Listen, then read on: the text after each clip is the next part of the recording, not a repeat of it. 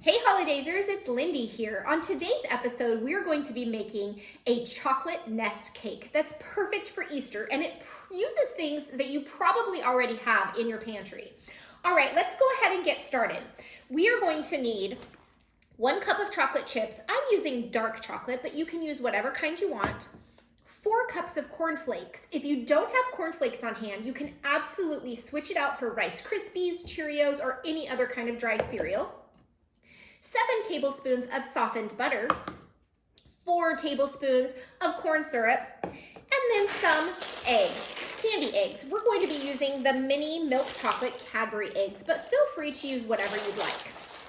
All right, we're going to go ahead and turn on our stovetop to a medium temperature. We're going to add the butter and get it going so that way it can melt just a bit before we add some of our other ingredients. While you're thinking about it, go ahead and grab out your bundt pan. Now, I have a smaller bundt pan. If you want to make a larger cake, just double the recipe, depending on how many people you have in your family. Now that my butter is almost melted completely, I'm going to add the 1 cup of dark chocolate chips and 4 tablespoons of corn syrup.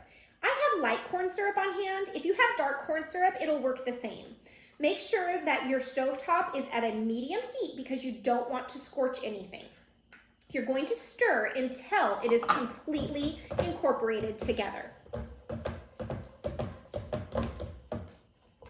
My chocolate chips are completely melted. My mixture is smooth and runny. So I'm going to go ahead and add the 4 cups of corn flakes right now. Notice I'm using kind of a large pot. That way I have lots of room to go ahead and incorporate it and move it around in the pot. You can turn off your stovetop at this point because you don't want your chocolate to burn as you continue to mix. Go ahead and keep mixing until all of your cereal is covered in that chocolate.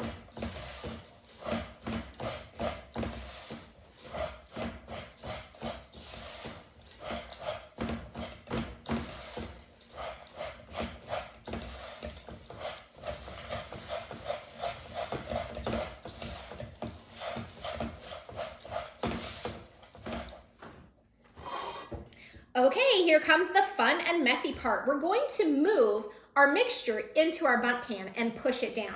This is what's going to create the cake. Now be careful because it's still pretty hot. If you're able to, pour it in as you move your pot around your pan. My bundt pan, the smaller one, is a 6-cup capacity, and this recipe is perfect for it. If you have the larger bundt pan, then you will want to double your recipe, or you're just gonna have a shorter nest. Go ahead and push that down with your spatula as best you can to get it all in all those nooks and crannies. If you have a little bit left in your if you have a little bit left in your pot, you can scrape out all that chocolate goodness to spread it onto the cake.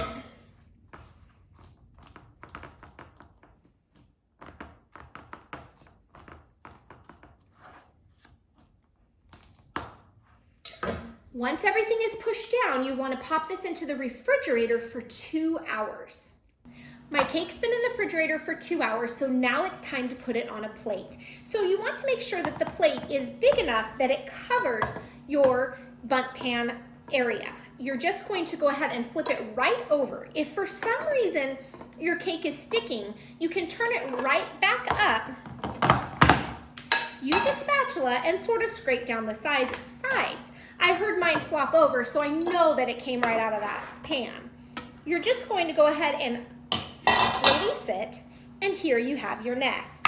Now we're gonna fill it with our yummy Easter eggs. You can use jelly beans, you can use Cadbury eggs, whatever you would like. And if you find a broken one, you can eat it.